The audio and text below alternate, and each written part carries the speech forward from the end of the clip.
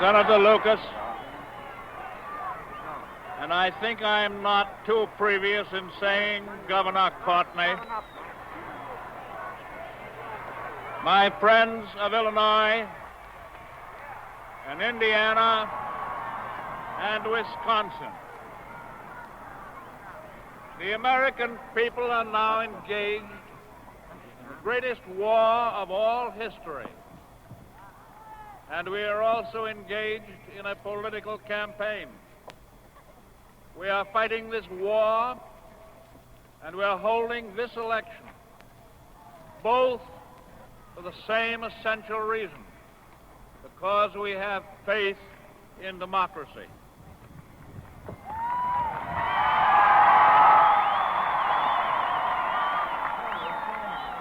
And there is no force, and there is no combination of forces powerful enough to shake that faith. As you know, I have had some experience in war, and I have also had a certain amount of previous experience in political campaigning.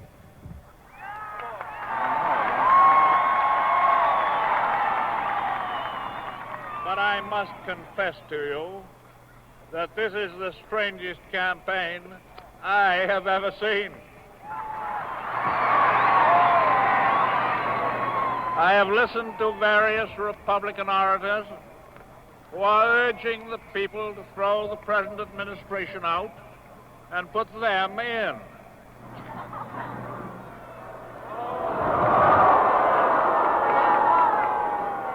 And what do they say?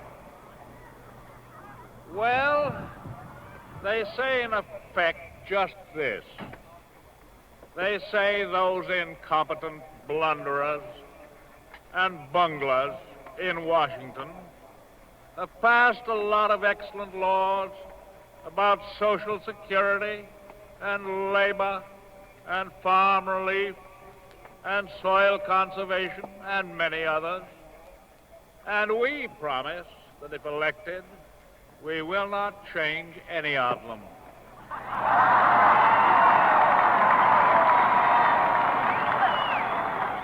And they go on to say, those same quarrelsome, tired old men, they have built the greatest military machine the world has ever known, which is fighting its way to victory.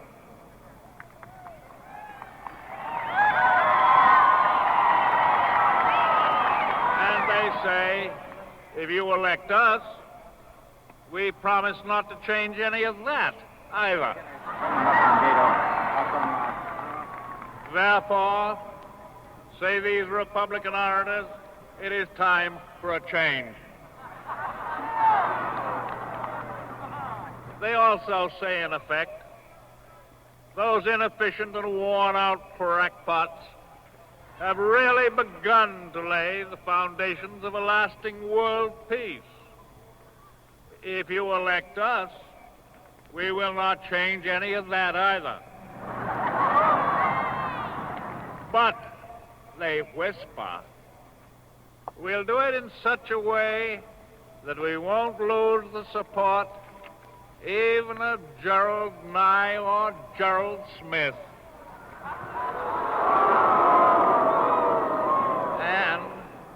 And this is very important, we won't lose the support of any isolationist campaign contributor. Why, we will be able to satisfy even the Chicago Tribune.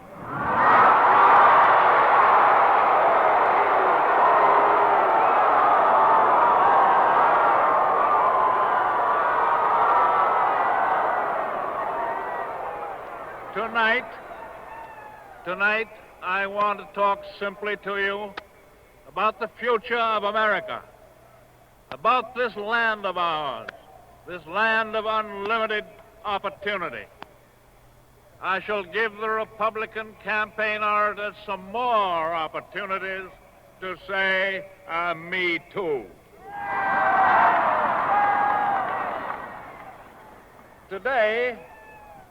everything we do is devoted to the most important job before us, winning the war and bringing our men and women home as quickly as possible.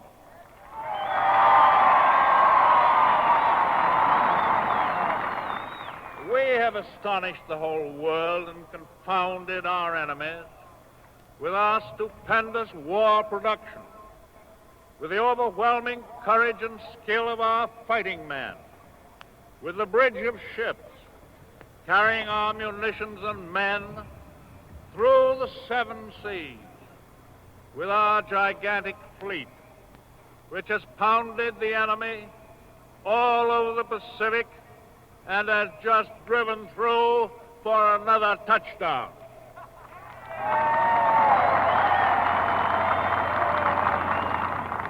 Yes, the American people are prepared to meet the problems of peace in the same bold way that they have met the problems of war.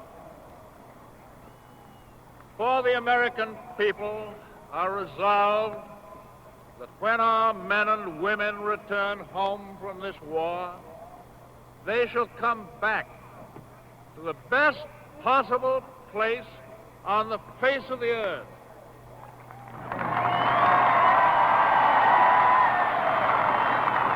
They shall come back to a place where all persons, regardless of race and color or creed or place of birth, where they can live in peace and honor and human dignity, free to speak, free to pray as they wish, free from want and free from fear.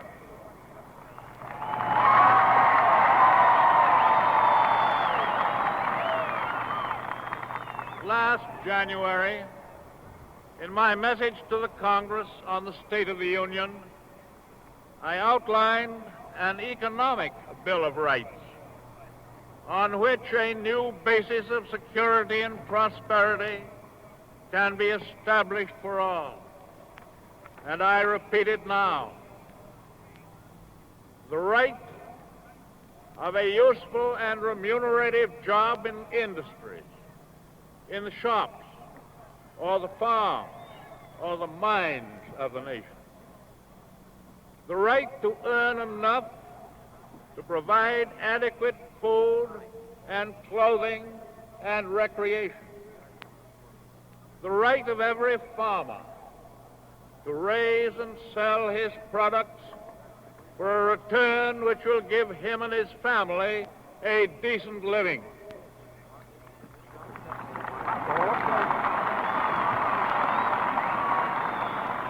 The right of every businessman, large and small, to trade in an atmosphere of freedom from unfair competition, from domination by monopolies at home or abroad.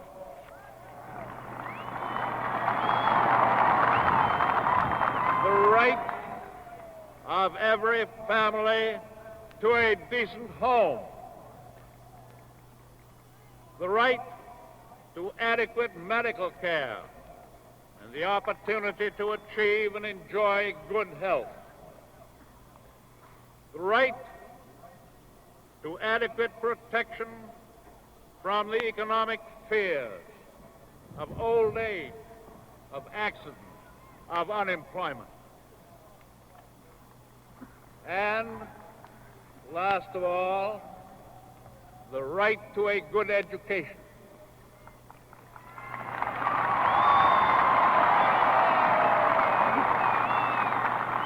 Now, what do those rights mean? They spell security. And after this war is won, we must be prepared to move forward in the implementation of these rights to new goals of human happiness and well-being. Some people, I need not name them, some people have sneered at these ideals, as well as at the ideals of the Atlantic Charter, the ideals of the Four Freedoms. They have said that they were dreams of starry-eyed New Dealers, that it is silly to talk of them because we cannot attain these ideals tomorrow or the next day. But I think the American people have greater faith than that. I know that they agree with these objectives, that they demand them, that they are determined to get them, and that they are going to get them.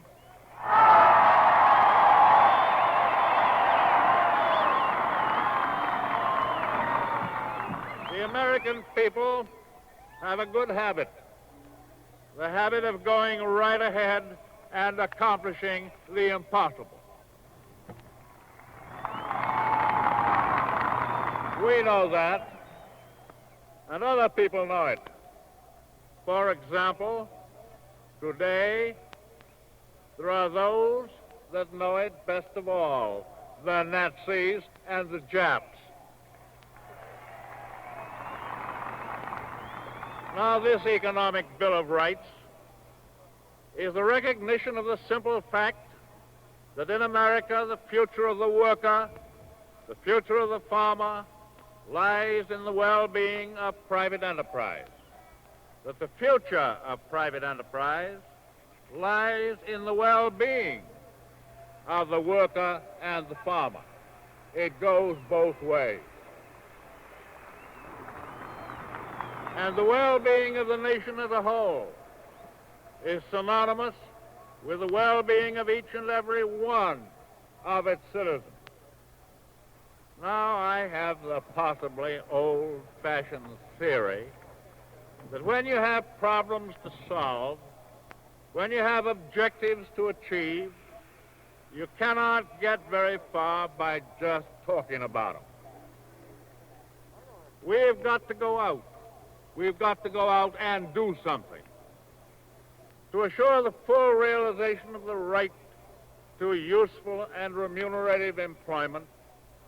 An adequate program must, and if I have anything to do about it, will, provide America with close to 60 million productive jobs.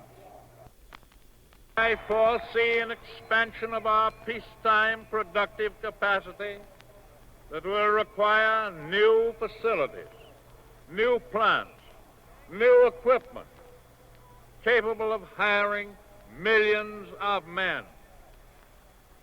I propose that the government do its part in helping private enterprise to finance expansion of our private industrial plants through normal investment channels.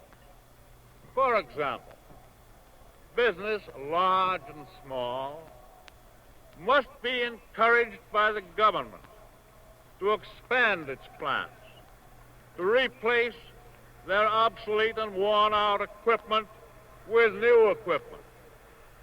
And just as an aside, but pretty important, the rate of depreciation on these new plants and facilities for tax purposes should be accelerated. That means more jobs, jobs for the worker, increased profits for the businessman, and a lower cost to the consumer. In 1933, when my administration took office, vast numbers of our industrial workers were unemployed. Our plants and our businesses were idle. Our monetary and banking system was in ruin, as we know. Our economic resources were running to waste. But by 1940, before Pearl Harbor, we had increased our employment by 10 million workers.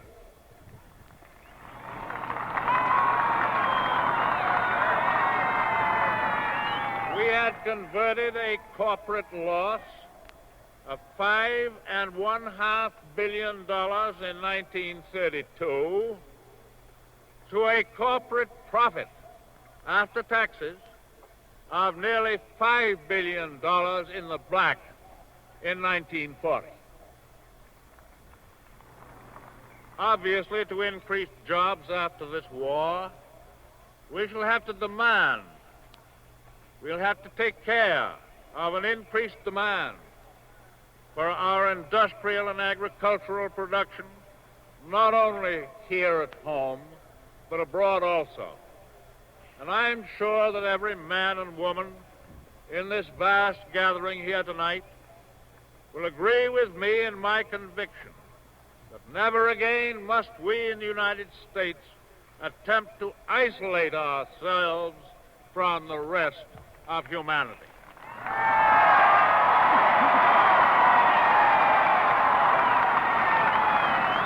Yes, I'm convinced that with congressional approval, the foreign trade of the United States can be trebled after the war, providing millions of more jobs. Such cooperative measures provide the soundest economic foundation for a lasting peace, and that's what we want. And after this war, we do not intend to settle for anything less than a lasting peace.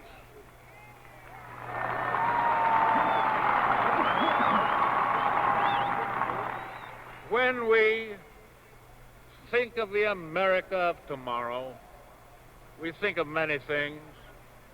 One of them is the American home. In our cities, in our villages, on our farms. Millions of our people have never had homes worthy of American standards, well-built homes with electricity and plumbing, air and sunlight. The demand for homes and our capacity to build them call for a program of well over 1 million homes a year for at least 10 years. Private industry can build and finance the vast majority of these homes. Government can and will assist and encourage private industry to do this, as it has for many years, for those very low-income groups that cannot possibly afford decent homes at this time.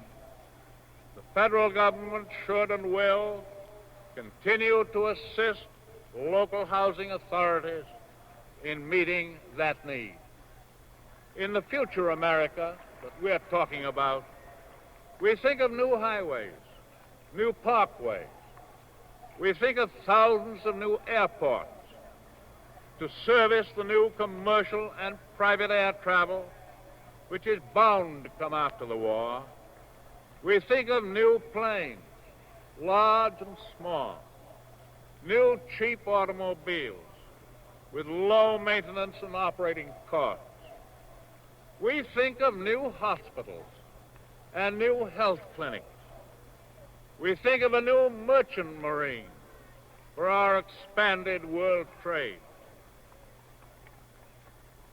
My friends, think of these vast opportunities, these vast possibilities for industrial expansion, and you will foresee opportunities for more millions of jobs.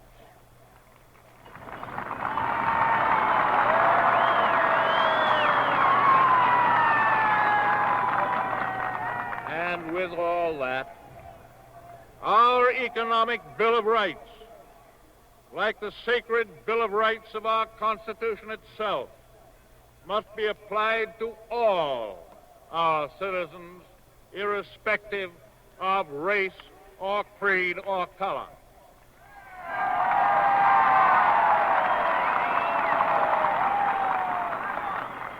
"3 years ago, back in 1941, I appointed a Fair Employment Practice Committee to prevent indiscrimination in war industry and government employment. The work of that committee and the results obtained more than justify its creation. I believe that the Congress of the United States should, by law, make the committee permanent.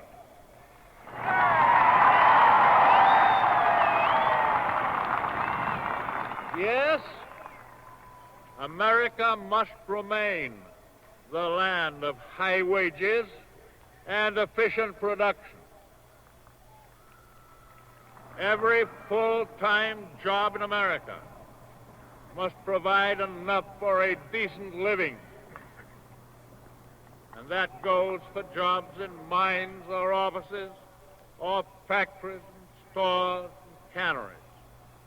Everywhere where men and women are employed.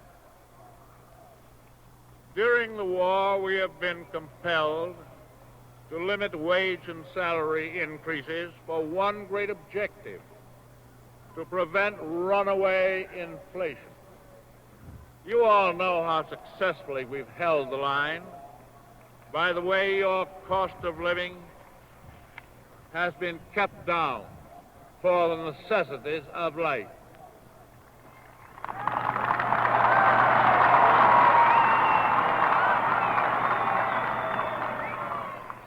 Sometimes, as even I know, that doesn't apply to the luxuries of life.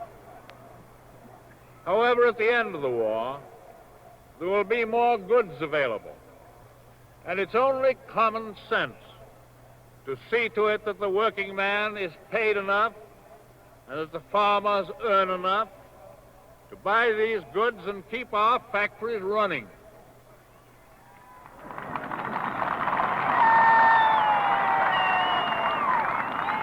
And it's a simple fact, likewise, that a greatly increased production of food and fiber on the farm can be consumed by the people who work in industry only if those people who work in industry have enough money to buy food and clothing.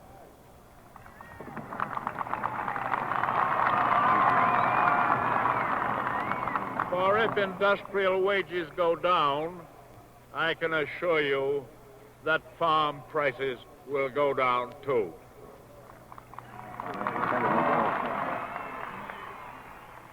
After the war, we shall of course remove the control of wages and leave their determination to free collective bargaining between trade unions and employers.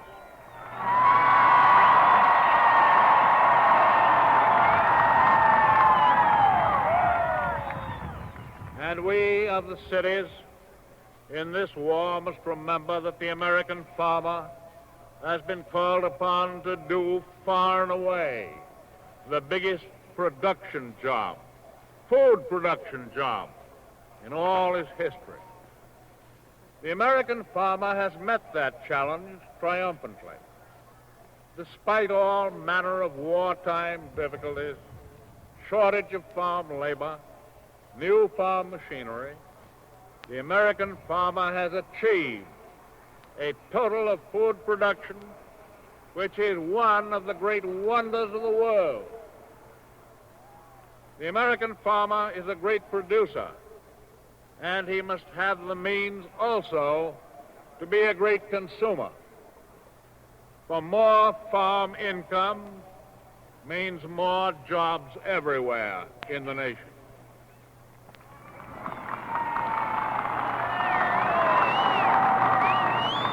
Let us look back. Let's look back for a moment to 1932, a year of unhappy memories. All of us remember the spreading tide of farm foreclosures.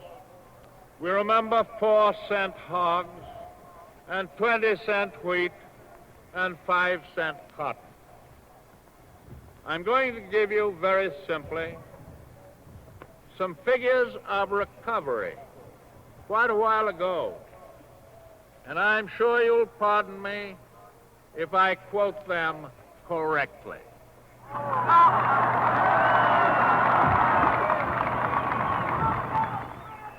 For as I remarked in Fort Wayne this afternoon, it was my habit to quote figures correctly even when I was governor of the state of New York 20 years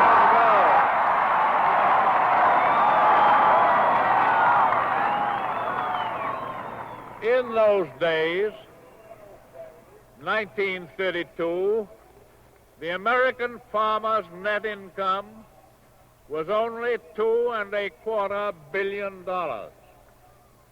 In 1940, a year before we were attacked, farm income in the United States was more than double. It was up to $5.5 billion. And this year, in 1944, it will be approximately $13.5 billion.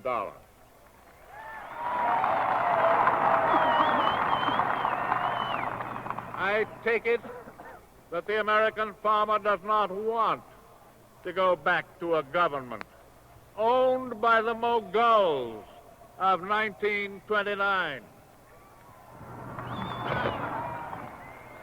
And let us bear it constantly in mind that those same Moguls still control the destinies of the Republican Party.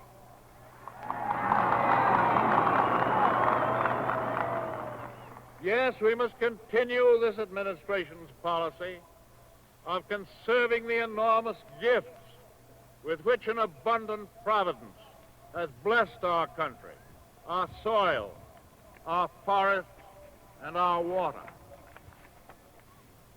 For example, the work of the Tennessee Valley Authority that we've read about is closely related to our national farm policy, our farm program, and we look forward towards similar developments which I have recommended in other places: the Valley of the Missouri, the Valley of the Arkansas, and the Columbia River Basin out on the far coast.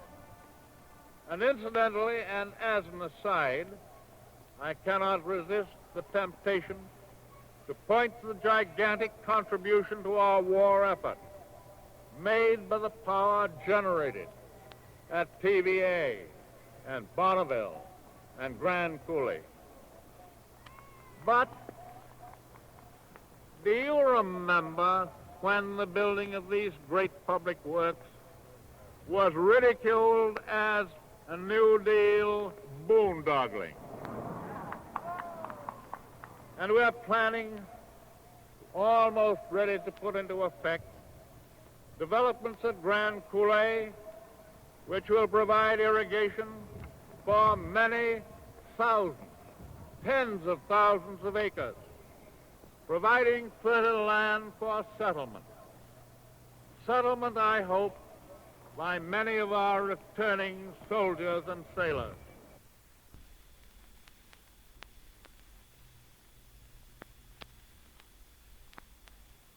More boondoggling.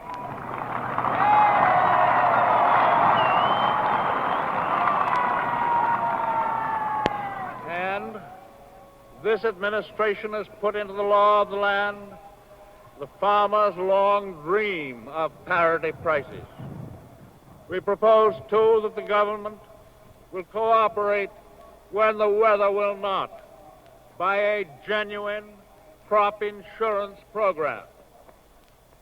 This administration has adopted and will continue the policy of giving to as many farmers as possible the chance of owning their own farm. And that means something to those veterans who left their farms to fight for their country.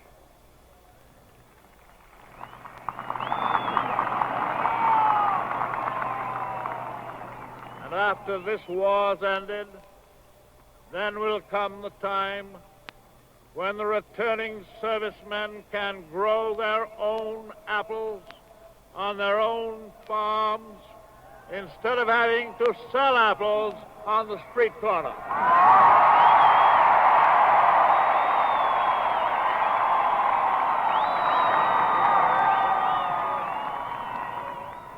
I believe in free enterprise and always have. I believe in the profit system and always have. I believe that private enterprise can give full employment to our people. If anyone feels that my faith in our ability to provide 60 million peacetime jobs is fantastic, let him remember that some people said the same thing about my demand in 1940 for 50,000 airplanes.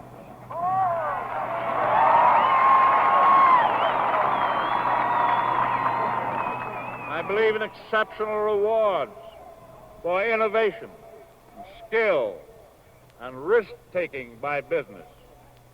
We shall lift production and price control as soon as they are no longer needed, encouraging private business to produce more of the things to which we're accustomed, and also thousands of new things in ever-increasing volume under conditions of free and open competition. This administration has been mindful from its earliest days and will continue to be mindful of the problems of small business as well as large.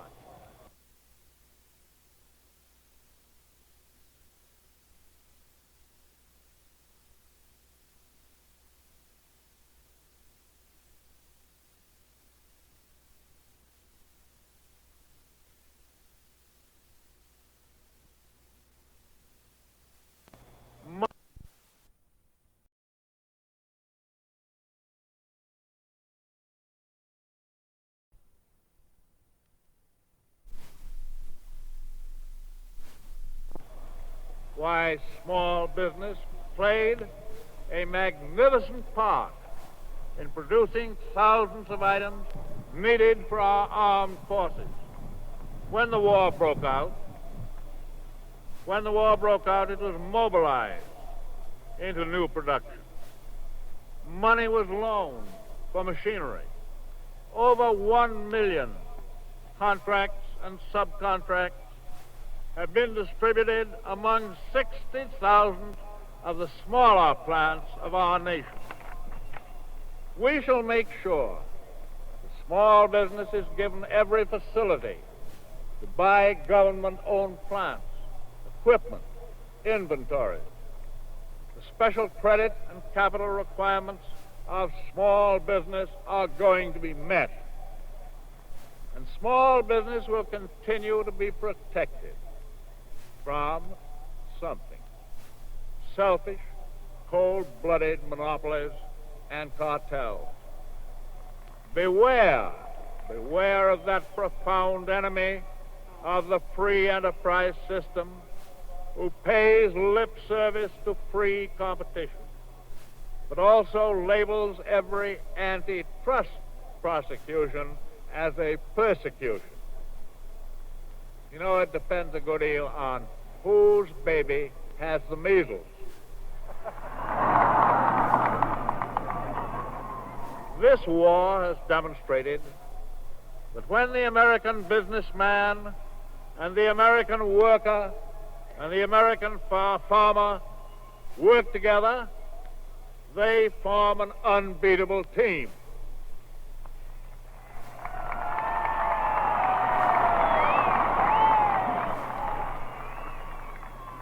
We know that, you and I. Our allies know that, and so do our enemies. That winning team must keep together after the war, and it will win many more historic victories of peace. Peace for our country. A victory for the cause of security, for decent standards of living here and throughout the world. We owe it to our fighting men. We owe it to their families. We owe it to all of our people who have given so much in this war. We owe it to our children to keep that winning team together.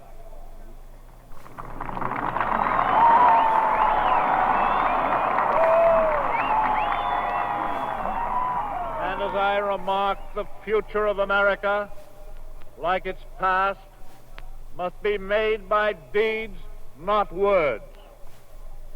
America has always been a land of action, a land of adventurous pioneering, a land of growing and building, and America must always be such a land.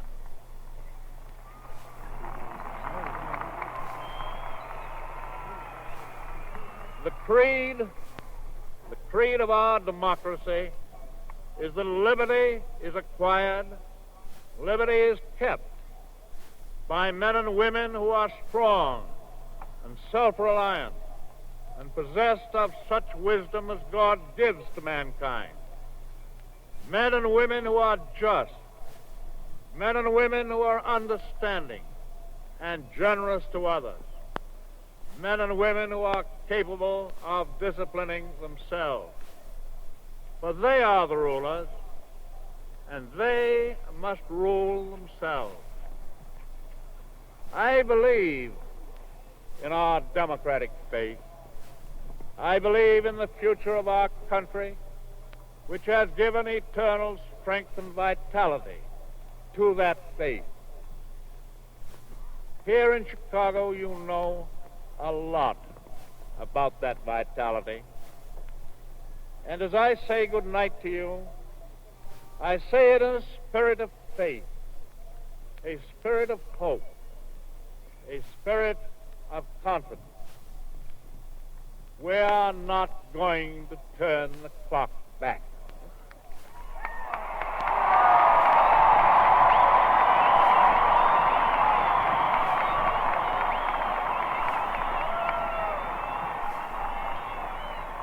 We are going forward, my friends, forward with the fighting millions of our fellow countrymen. We are going forward, and that tonight is my message to you. Let us go forward together.